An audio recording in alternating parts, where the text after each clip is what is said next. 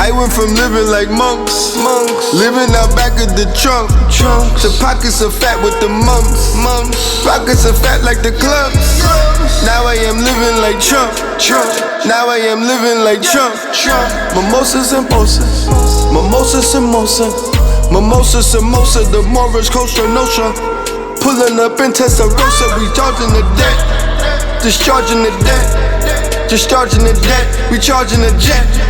Swipers on deck, ciphers on deck, ciphers on deck, wifers on deck, wifers on deck. My life is on check, my life is on check, my life is on tubes, my life is a Jew, my life is on you. My wife is on two, my wife is on two. I'm going for three, you know it is me.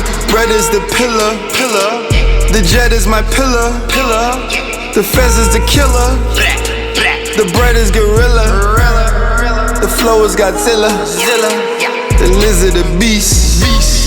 I visit the priest, and tell him my sins. I tell him I'm twin, I tell him I'm him, I tell him I'm him. High majesty, high as can be, I am a mountain. Peace, family. Welcome to another episode, Underground Railroad Productions. This your host, Brother Rich. Now I'm back with Stream Master Gano Grills, man. Welcome back, brother. Thank you, King. Always good to be here on Black Railroad, you know what I mean? Underground Railroad, it's beautiful. Indeed, man. Listen, I was watching, now you haven't been on here in a little while. You appear to be busy. You have these seminars or these conferences, and they look amazing, man. I was on your channel, Galighticus. Galighticus, yes. Yeah, on YouTube.com. And they look interesting, man. Yeah. And you advertise on the platform in the beginning of the videos, and you were saying some interesting stuff, and hopefully we could touch on a few of those topics today. Sure. Because I'm definitely curious to see what you're out there, with these huge seminars with these people. Talk to me a little bit about what's your purpose with these seminars. When Gano Grills have these seminars in Atlanta, overseas, what's your purpose, brother, with spirituality in these conferences? Okay, the purpose and the imperative of what I do is to expose people to something that they have not been taught, or things that are arcane, which means occult or hidden for most people. Sacred knowledge, divine knowledge, to give people empowerment, enlightenment, or place them on a path of enlightenment, enrich their lives, and expand their consciousness by and large. Indeed. So, several terms you were mentioning, kind of interesting. Doppelganger. Yes. Talk to me about what is a doppelganger, brother. What is that? What is that? A doppelganger is literally a physical replication of your corporeal body. It would actually be a real generated twin of who you are, your consciousness, your DNA, everything. If you could split yourself in half, and I believe Michael, what's the guy's name? He did a movie called Multiplicity years ago, the guy that played Birdman. Okay. Michael something. But that was an example of what a doppelganger looks like. And there are certain masters on the planet, and certain gurus and higher ranking spiritual beings on the planet that know how to do that. If you go back and research in history, there was a man named Padre Pio, and he produced several doppelgangers of himself. He produced higher versions of a doppelganger that were able to appear to people in air. And during World War II, there were German pilots that reported that they saw a man that was cloaked and pleading with them not to drop those bombs. And lots of them reported the same thing. And they basically adhered to what his plea was. There was also a man named Sheikh Ahmadou Bamba, who was a Muslim Sufi, a Muslimun. And he was reported to being in 7 different places at the same time. So this is something that's possible when people are trained how to apply mysticism into what it is that they do. A doppelganger is a very powerful usage of what's possible with spiritual acumen. So when you say train, what type of training is this? Like training is really like meditation, like. Well, meditation is one form of increasing your level of focus spiritually, but being trained, it's like, okay, so just to give you an example, you have people in the ghetto that play football. You know, kids grow up in different leagues and they play football and they can play different positions. But at a certain point, if someone wants to become part of the NFL, they have to be ushered in. They have to go to training camp. They have to be trained in rigorous different drills that they do in order to play on a professional level. So being able to do things spiritually that are very different, it takes that level of training. And of the training mechanisms are pretty sacred. So there's certain lifestyles that basically have to be lived in order to get to a point where you can produce a doppelganger of yourself and lots of other things. Indeed. So I guess like the lifestyle, I guess food would be one of the things that you would have to change. Is that something you would have to change? Like the way we eat in order to... Food is helpful. Food is helpful because, you know, you are what you eat. So, you know, when someone has a lot of sugar in their diet and they're eating pork and lots of heavy carnage, that does definitely impede the abilities of what you're able to do. But at a certain point, when you become a master and you can change the molecular structure of the food itself, you can eat whatever you want. And that's pretty far and in between. So diet does play a great part in what people are able to perceive. Perception is everything. So when people are eating foods that have heavy loads of darkness to it, it basically blocks the mechanics of what the third eye is able to perceive. I'm not sure if we talked about this before. We might have, but like I mentioned, you know, this is the YouTube era. This is the era, Google era, where everybody does the research on their own, on YouTube, on Google, on, you know, all these social media networks. And this topic, you talk a lot about Kundalini energy. Is there any dangers of attempting to raise this by just watching a video? Because everybody's like, you know, learning on their own, teaching themselves. They're not, you know, the churches aren't packed like how they used to be. The Freemasonic halls aren't packed like they used to be. A lot of organizations aren't packed like how they used to be because people are learning all these things on their own. So are there any dangers with, I'm in my room, I want to raise my Kundalini, I just watched the hour video and I'm going to attempt to do it on my own? Is that something you would not recommend? It's something that I definitely would not recommend for the simple fact that the analogy would be, I'm looking across at some electrical boxes. So there are people that are on YouTube that give a lot of, you know, videos for dummies out there, and that's fine to a certain degree. But when you're dealing with the divine energy of the Kundalini, it is something that should be handled by a master in the way that if you were going to change the electrical current of what your house is able to function on from AC to DC, you might want to have an electrician come in and make that configuration. Even if I watched a YouTube video, that is not something that I would attempt to do on my own. Now we're dealing with the electricity of the body that is your divine birthright. And there are many people who have destroyed their consciousness by attempting to do things that you know, they're not really taught how to do things safely. So it's not something that I recommend. There are people out there, like I remember, you know, I hope Bobby doesn't get mad at me, but Bobby Hemmett said something years ago about you can initiate yourself into, you know, Ifad and certain other things. I've never heard of anything like that. So when you put things out there like that, you can do a self-initiation. It doesn't really have the ashe of the gods, and it's not something, you know, if you don't know how to comport yourself with the gods and higher beings who these energies belong to, it's not something that you can just self-proclaim, because that would be basically idiotic, and people do that out of their own naivete every single day. I was watching, it's funny you mentioned American Gods, and I was watching it. Have you seen it on F? Yeah, very, very interesting show. The question I want to ask you, since you mentioned gods, and you know, there's people out there who said, you know, you could initiate yourself and things of that nature. Are we older than the gods? Some people say the gods were created by us. when we lost knowledge of self, we started worshiping them instead of instructing them.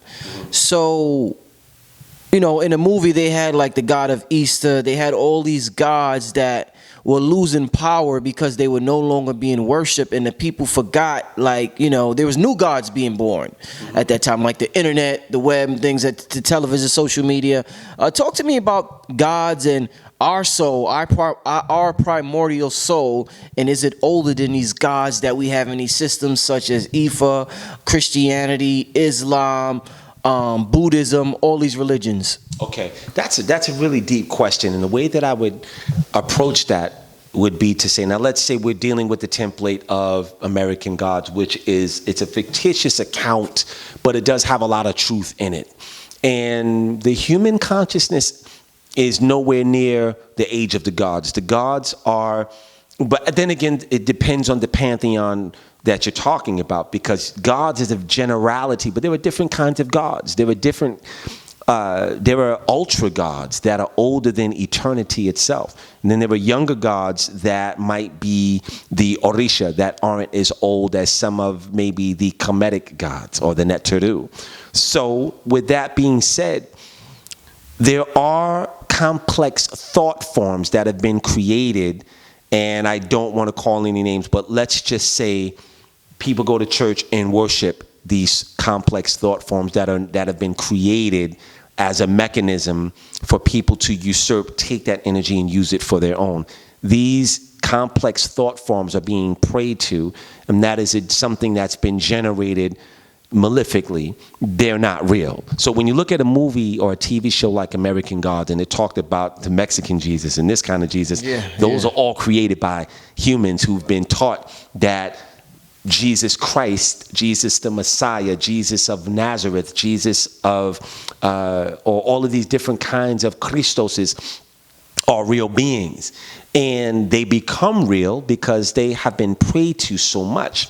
In terms of other gods losing power, there is a mechanism that sometimes there are certain gods that have set themselves up to be worshipped.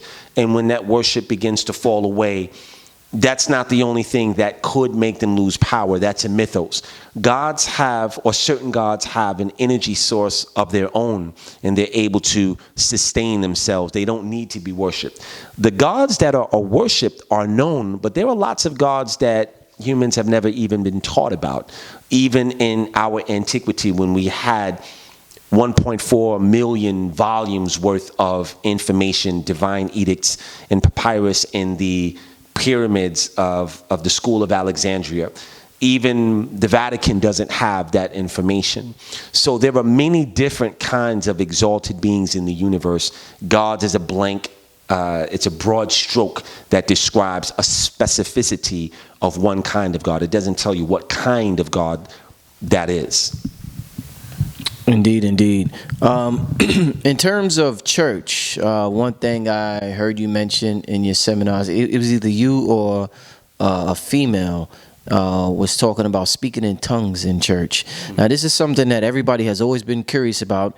Majority of the people that are not part of that church or the whole church system thinks is BS. They're like, man, these people are full of it. They're up there, they got the Holy Ghost, they start dancing, they start screaming, they shouting, they talking this language nobody never heard of before.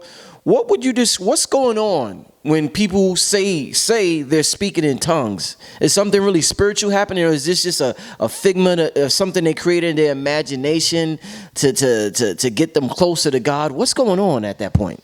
You know, speaking in tongues is a very checkered subject, because there are people that get into a heightened state of awareness. And they get into a heightened state of awareness, and I've explained this in other of my seminars, that a second dimensional entity will jump into their auric field and become part of their consciousness. And because they don't know how to speak English, it will sound like a lot of gibberish and something that is inaudibly incoherent. Then you have other people that get stricken by other thought forms or disembodied souls that are around, and as they attempt to connect with their auditory memory, they'll just sound like a bunch of gibberish.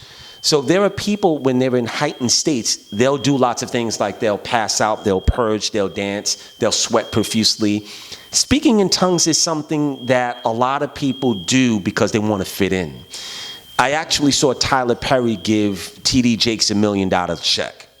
And I'm going to show this video during my seminar, but this was very interesting because Tyler Perry went over and touched T.D. Jakes, and T.D. Jakes was, he started doing this, and I thought that was interesting. And a lot of what was going on before and after that was a charade, and it didn't have any divine energy to it.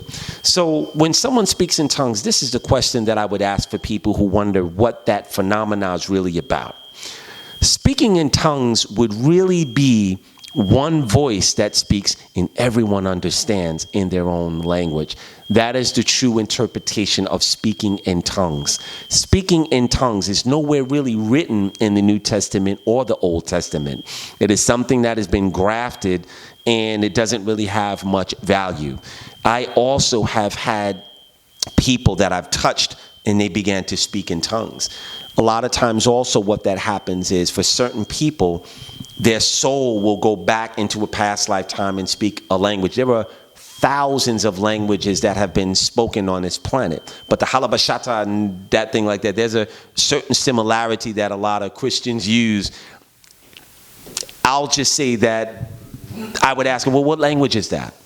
And what are you saying? Do you know what you're saying, or are you just brrrr? Like, what does that mean? Is there a translation as you're saying this? And if you ask someone that speaks in tongues, they'll tell you that they don't know what they just said. So there's a lot of strange things about speaking in tongues that basically belong to Christianity. And then you have to ask yourself, well, why was Christianity forced on so many people? Why were people forced to accept Christianity? Why were people tortured and their bodies were, I looked at a website recently called Speed Kills Me. And I think that everyone who drives should go to that website and look at some of the carnage from the car accidents that happen when people drive carelessly, because you'll see every type of disfiguration that's possible, head sliced in half, all kinds of things. It gives you a greater appreciation for what could happen if you're not paying attention. So when you look at something like that, it just gives you a deeper understanding of how fragile the body is. The consciousness also is something that's very fragile, and it doesn't take much to push it over to a limit to where you become insane. So a lot of people, unfortunately, that are following Christianity and have pledged their life to Christianity are doing so out of fear, because they've been taught about hell, they've been taught about the devil, and lots of other things. I've seen people force themselves into mimicking speaking tongues because everyone around them was doing it and they wanted to fit in. They didn't want to be the odd man out. So, it's a very lengthy, touchy subject, and this is no disrespect to anyone who has spoken in tongues. And I do believe that there are people that are genuinely dialed into things, but I've also seen the antithesis as well when it comes to that. All right, you mentioned speaking in tongues and past lifetimes. Based on your, your experience down here in this lifetime and everything you've done spiritually to remember who you are, who you were, your purpose down here, how many lifetimes would you say you have lived in the past? Me personally? You personally, yeah. I've lived over... Put the mic. Oh, I've lived over easily 20,000 lifetimes. 20,000 lifetimes. 20,000 lifetimes. And I don't remember all of them. And this brain is not capable of recollecting a lot of them. So the best thing that could happen is that you will have certain highlights that are poignant that will help you to stay on your imperative. Most people live anywhere from 100 lifetimes to 1,000 lifetimes, and this is a fact. So if you see someone that has had a brain injury or they had an accident, they'll literally go back into speaking Chinese and they've never studied the language. That has happened before, yeah. Absolutely. Yeah. There were little kids that come back. They come right back and they play the drums, a trap drum set, like somebody who's been playing for 30 years. They brought that intelligence back with them from a previous lifetime. So most virtuosos and prodigies and griots, artists, the continuation of their artistic abilities is something that's continued over a long expanse of lifetimes. So when you look at someone like Salvador Dali, or you look at Michelangelo, that's not something that they've cultivated in one lifetime. This is many different lifetimes that have coalesced into one lifetime where they actually have achieved some kind of notoriety. So would you call yourself an old soul? Like, is 20,000 lifetimes, would you be considered an old soul down here? Very much so. I would be considered, now, ancient. Yeah. So now, what would be your purpose for being down here 20,001 times? Have you not learned your lesson? Because they say this. Some spiritualists say this is a prison. This is where your soul gets trapped, and if you don't, it's schooling. If you don't learn, you have to continue coming back here. Absolutely. So for you to have come down here so many times, do you feel as though this is a lesson that you did not learn, and you're here to learn it this time? For a lot of people that come back, that is the case. Me personally, I decided to re-enlist and come back as a servant to humanity. It's a promise that I've made to my divine parents who are gods. And I've already ascended lifetimes ago. So when you ascend, the interpretation of time is very different. One lifetime literally can be 2 minutes. And if you know that you have to wait an extra 2 minutes for your girlfriend to get ready, you'd be willing to do that because what's 2 minutes going to do?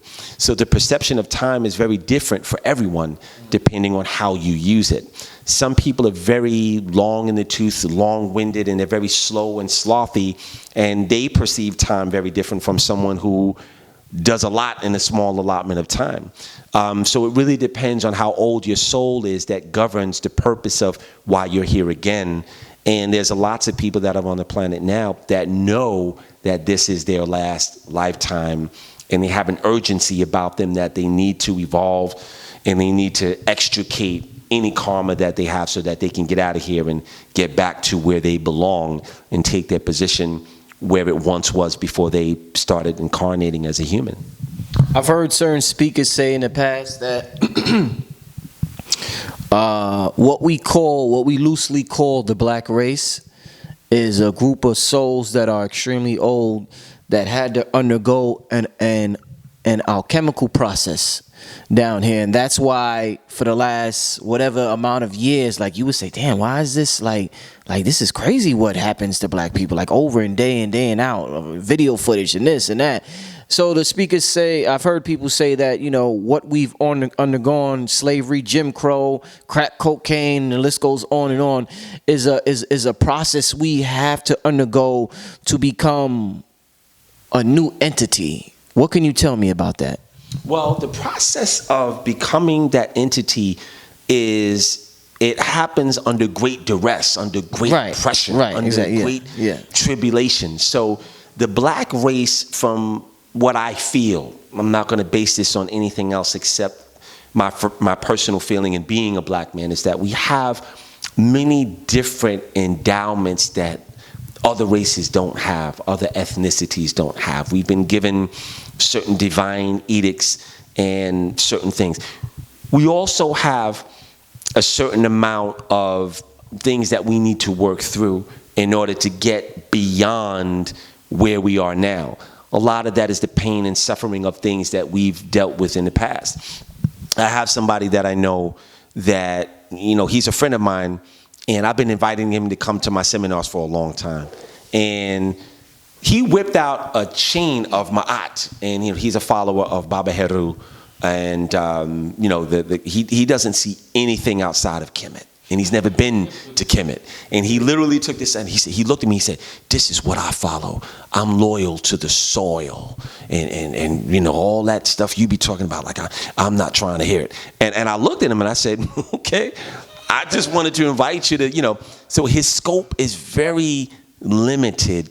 And I use people like him to describe that when people are not open enough to include the variety of what the Creator made, they're cutting themselves off at the knees from so much more that they can have. Kemet is something that, I've been to Kemet, a couple of times, and when you get there, you don't see us. You see the people that kicked down the door and proclaimed it thousands of years ago. Waving the 4-4? Pretty much, right? That's what they did. They kicked in the door, waving, and they basically plummeted the the potency of what Kemet was known to be. So people are following a very outdated, glorious period, and a lot of times it doesn't work with the mechanics of what goes on here.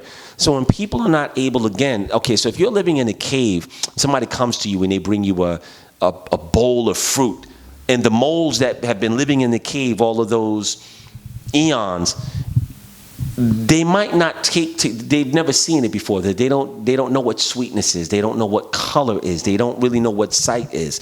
Trying to describe something to someone who has never seen before, they would ask you, well, why do I need sight? I don't know what that is. And you explain to them, well, you can see, you can look at things. They wouldn't know what you're talking about. So a lot of the modality that I teach people and empower people with is not, there's no reference point for some of those things. And Doppelganger, luckily there are some provable, researchable instances where people have actually had that and certain other things. But there are other things like light, love, and certain other things that people have never heard of and they don't really see the use for it. And my job is to expose people to some of those things, and hopefully it will enhance their abilities beyond the limitations of what they're used to living with every day. I want to use the gentleman you just talked about with the Mayat piece, and he said, this is what I follow, and I want to ask a question and use him as an example. Ever since I was young, I was taught that, Rich, you got to know. Belief is not enough. You got to know, and you got to be firm in your knowing. Once you know, that's when you're on another level. You have to know, right? So a brother like that, he's saying, I know this, Mayat. This is what I know. Do you think that this knowing, quote unquote, knowing, limits us? Because a Christian knows about Jesus and he don't want to know nothing else. A Buddhist knows about Buddha most of the time and doesn't want to know about nothing else. And if you introduce something to his thought process, he doesn't want to get involved in that because he knows this God or he knows that. So can knowing sometimes be limit our growth spiritually and intellectually? Because I know this, so I don't want to research nothing else because all I know is that this is real. So can that be limited? It sure can. It can limit you to the point where you attach everything about your existence and your morality and your beliefs to this one thing. And that's okay to a certain point, but when you look at the creator and you look at the universe, there are things in the galaxies that don't make sense. There are planets that are made of diamond. That shouldn't exist. There's an entire galaxy that is one big lightning rod. And that would basically, if any of the other cyclic younger solar systems were to come into contact with this galaxy, they would fry in less than a nanosecond. There are so many different anomalies spiritually that don't concord with what people are used to. So if people don't open up their perceptions and stay open, how can you possibly receive the infinity that the universe is constantly handing to you? It's really like having an old Nokia phone and you were to get, I remember when phones didn't have updates. You just had to get a new phone. But now phones get updates every so often when, a program has been upgraded or, there's a new way to, the kinks have been worked out. So you get an update on your phone, you'll turn it off and accept the update so that your phone operates more on a compatible level with what is current. But some people refuse the updates and they say, well, no, I don't want to do that. I want to stay with this old program. Sooner or later, that program becomes so old that it doesn't interface well with the other things that are on the phone that have been upkept. And it's really the same with consciousness. There are people that are following very outdated things or certain things that don't have any validity at all. And that is to their detriment and to their damnation. So, the Prophet Muhammad said, seek knowledge from the cradle to the grave.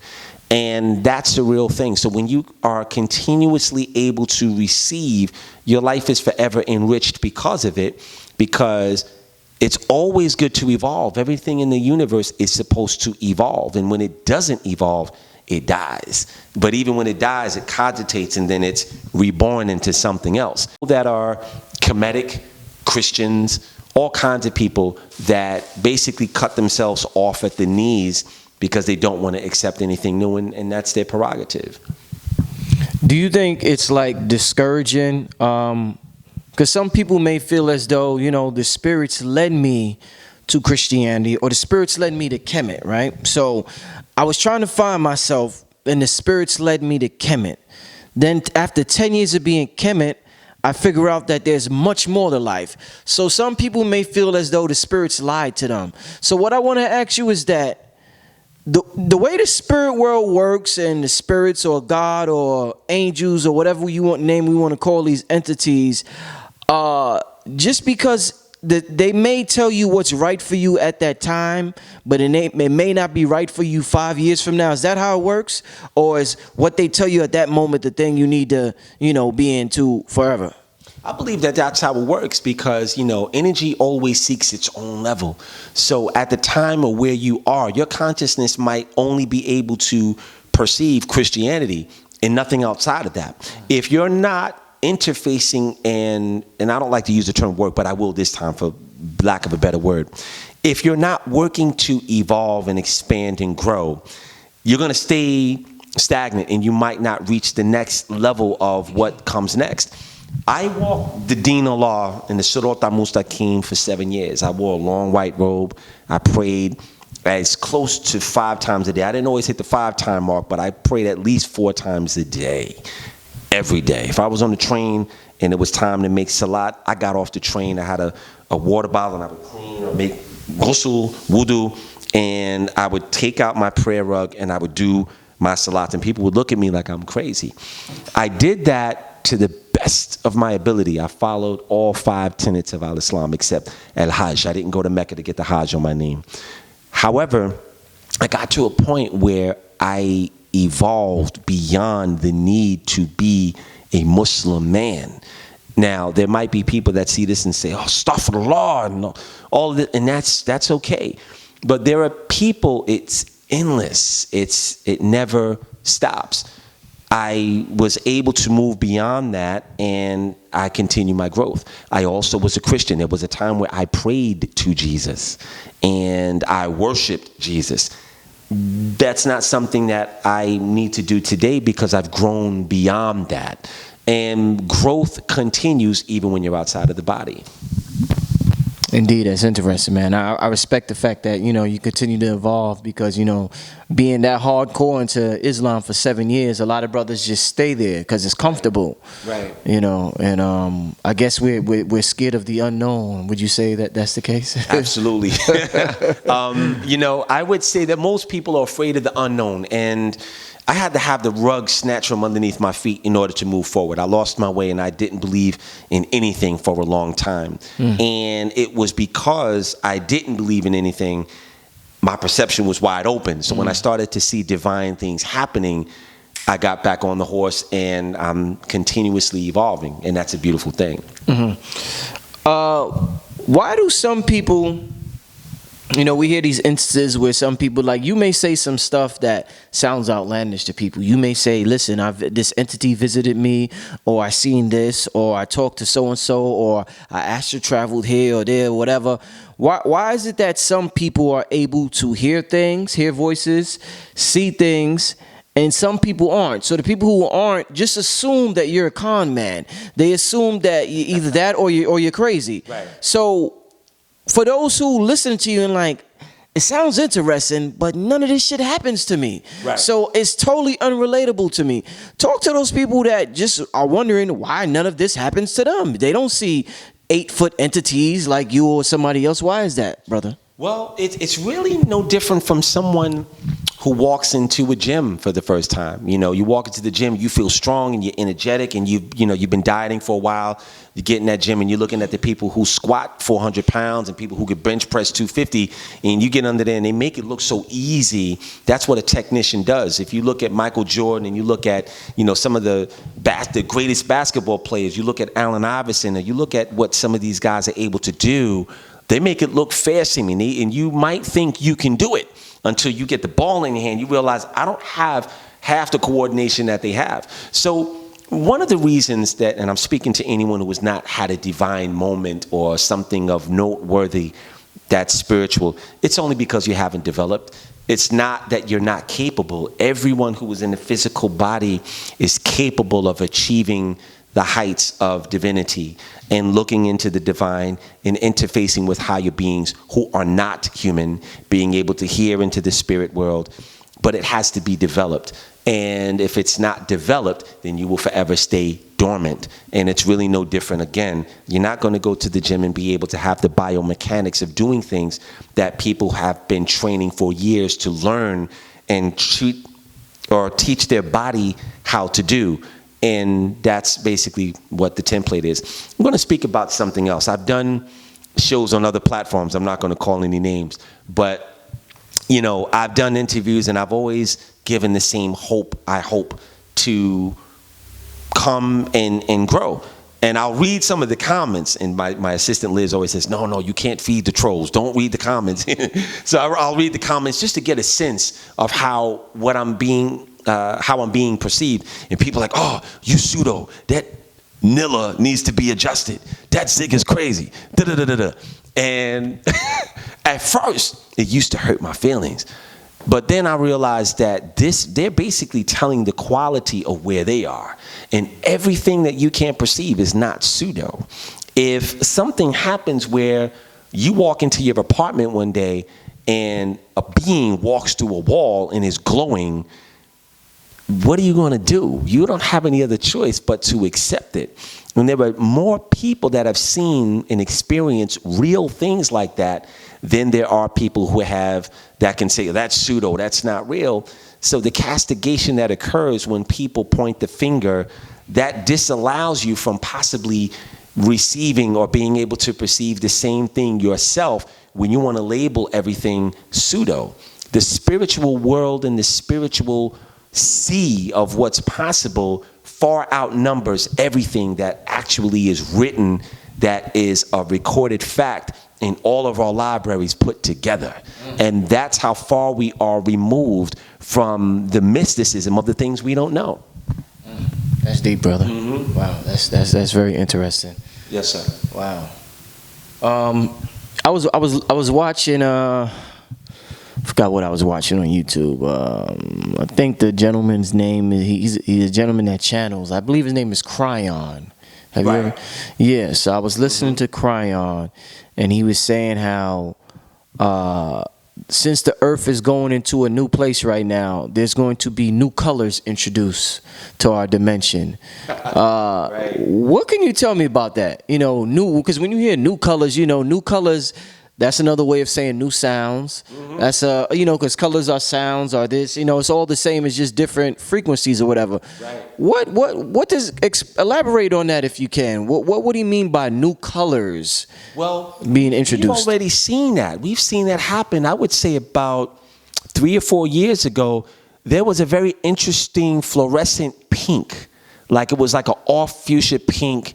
And people started wearing sneakers and shirts that had this new color. And I saw that and I said, well, salmon? That wasn't around. Like salmon? The salmon color? No, it's not a salmon. It's actually, it's slightly fluorescent.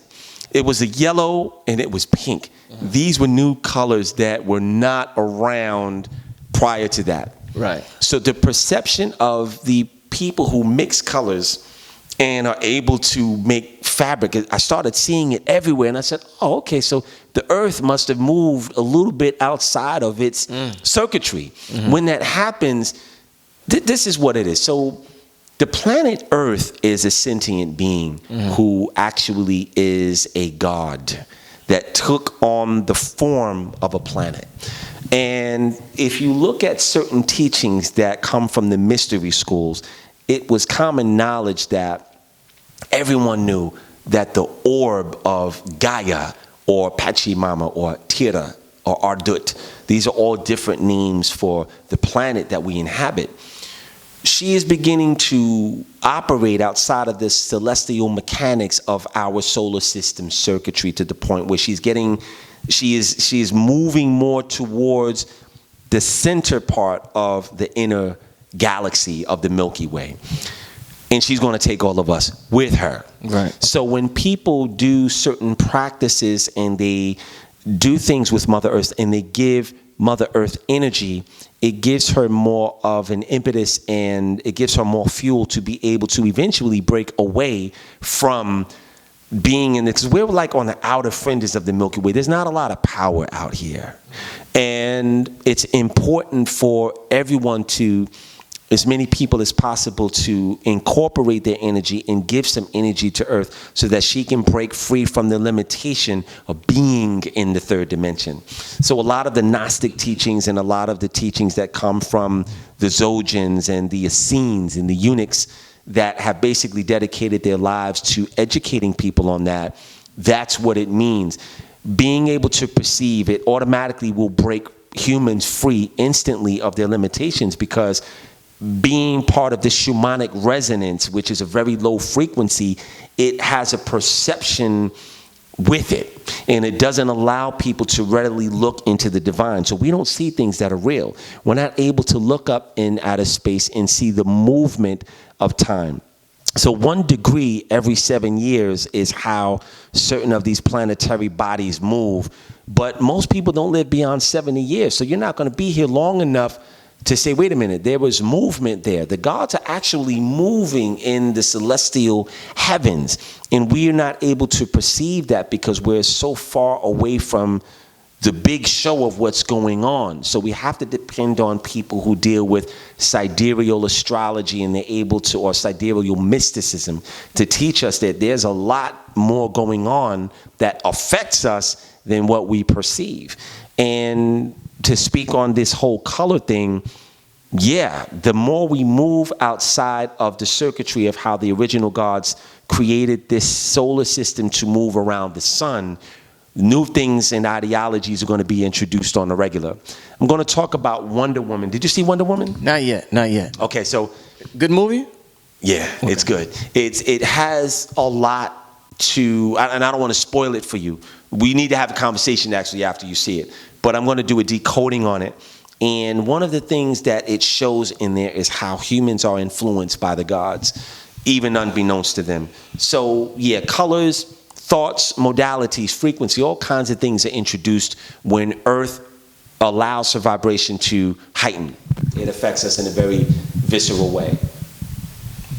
So these new colors or these new thoughts or these new perceptions, they say there's nothing new under the sun. As what we're about to enter and what the transformation, what we're about to go through, we've been through this before in past lives, or is this something completely new for Mother? Is this something that Mother Earth has never experienced before, or is this like the same old 25,000, you know, whatever? It's actually pretty paradoxical. So at one time on Earth, you know, it was very, very lush. Just breathing in the air was an amenity to the body, but the quality of the air is reduced because of the toxicity in the air and chemtrails and everything else.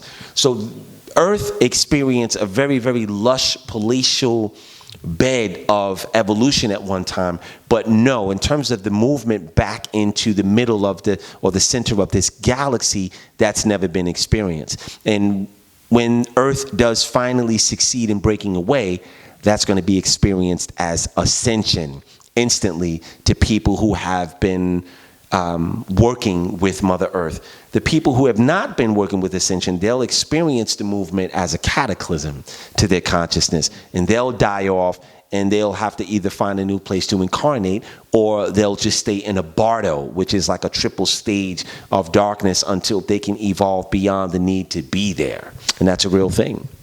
It's always an interesting conversation talking to you, brother. It's always real interesting. Thank you, Ken. Let me see if I have, I'm about to do an interview with Professor Griff soon, yes. So we're going to have to wrap it up. Indeed. But I'm going to have to rewind this one and listen to this again. Oh, you know what? Tell me about, two more questions. Okay. It's like I said, your seminars, they appear to be great. I advise everybody to check them out. The brother has advertisements on before all of my videos, so you can check it out. What do you mean by cutting a cord? Talk to me about that. What is cutting a cord? Cutting cords is basically your poor discernment, your poor choices. I have a friend of mine, I'm not going to call her name, but her life from 1992 to now has precipitously gotten worse and worse and worse and worse. She has to live with the daughters. She can't find employment. And I tease her. I said, you know, why do you have to do things the hard way? Well, I can't do this and I don't do that. And I point out now her body is totally fibromyalgic. So she has chronic pain all the time.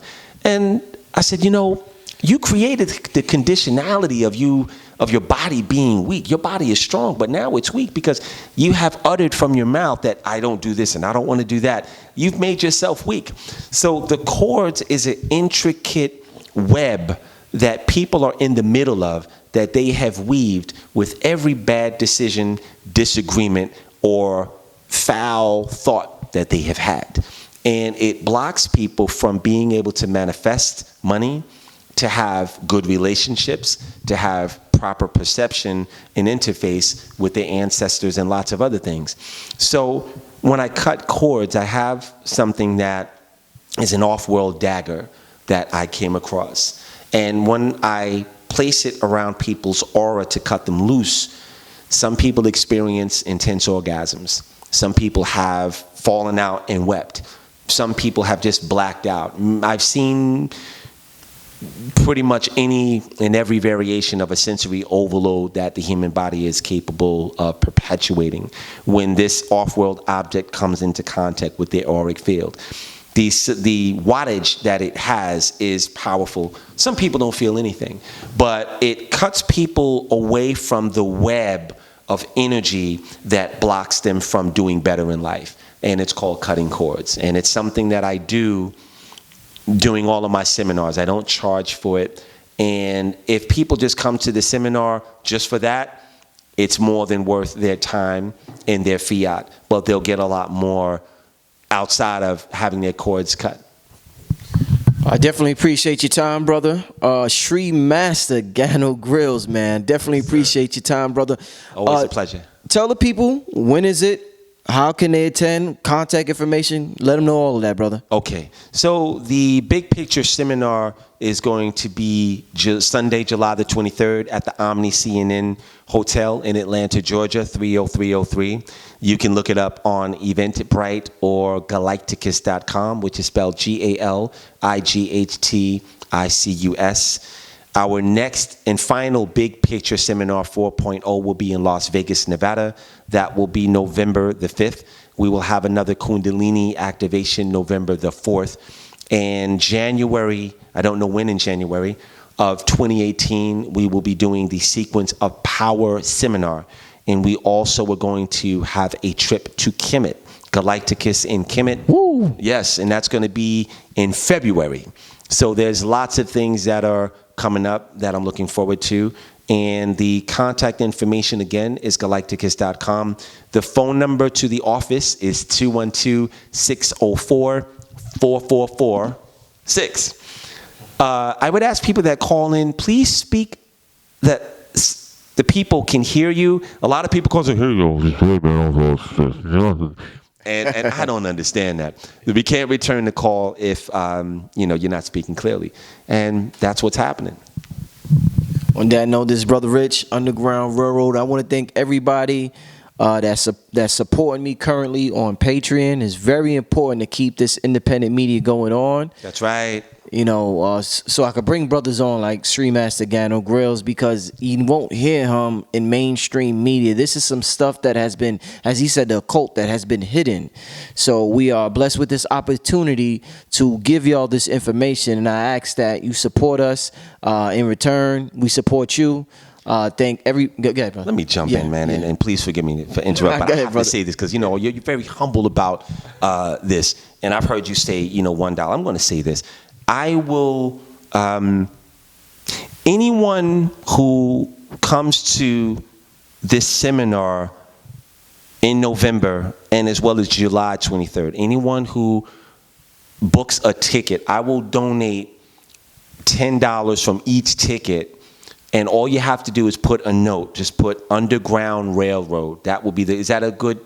Yeah. Okay. Yeah. So put hashtag UGR, and this way, part of your tuition will go as a support, Brother Rich, and different outlet. This particular outlet is important because, Brother Rich regularly has free-thinking people and schools of thought that help to liberate people from, you know, disinformation and lots of other things. And I think it's really important for people, don't just give $1, give $20. Donate $50. You know, even if it's once a year, say, you know what, I'm going to support that brother and donate $100. Do it once a year and make it something that you do. And, you know, you have a lot of followers, Brother Rich, and I would say that everybody who watches or who has watched 10, 20 videos, you guys should easily be able to donate $20 to Brother Rich so that he can continue expanding and continue his work. I think that's important. The laws of reciprocity also benefit you. So when you're able to donate to platforms like this, you're doing yourself a favor.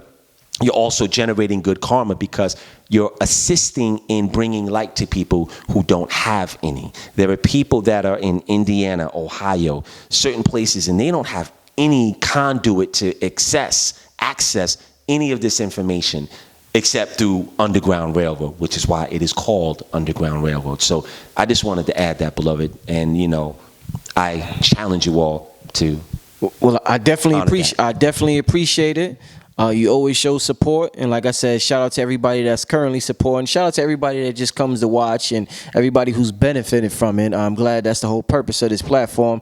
And we're gonna see you next time, man. Make sure you sign up. The Sri Master Gano Grill's information will be right in the description bar.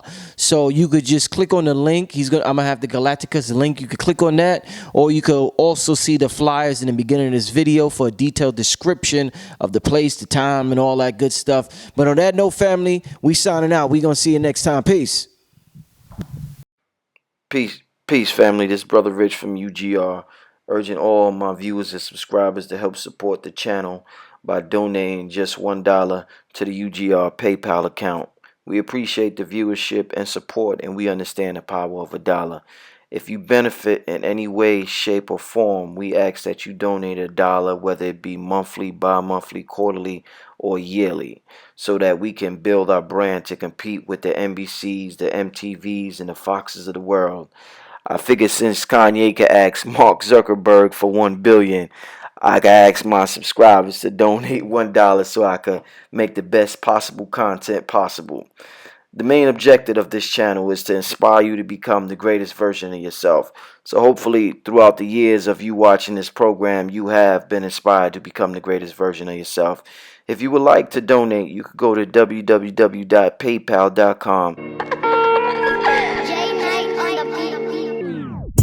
I went from living like monks, living out back of the trunk, to pockets of fat with the mums, pockets of fat like the clubs. Now I am living like Trump. Now I am living like Trump. Mimosas and mimosas, mimosas and mimosas, mimosas and mimosas, the Morris Costa Nostra. Pulling up in Testarossa, we charging the debt, discharging the debt, discharging the debt, we charging the jet. Swipers on deck, ciphers on deck, ciphers on deck, wipers on deck, wipers on deck. My life is on check, my life is on check, my life is on tubes, my life is a Jew, my life is on you, my wife is on two, my wife is on two. I'm going for 3, you know it is me. Bread is the pillar, the jet is my pillar, the fez is the killer, the bread is gorilla, the flow is Godzilla, the lizard a beast. I visit the priest, and tell him my sins. I tell him I'm twin, I tell him I'm him, I tell him I'm him. High majesty, high as can be.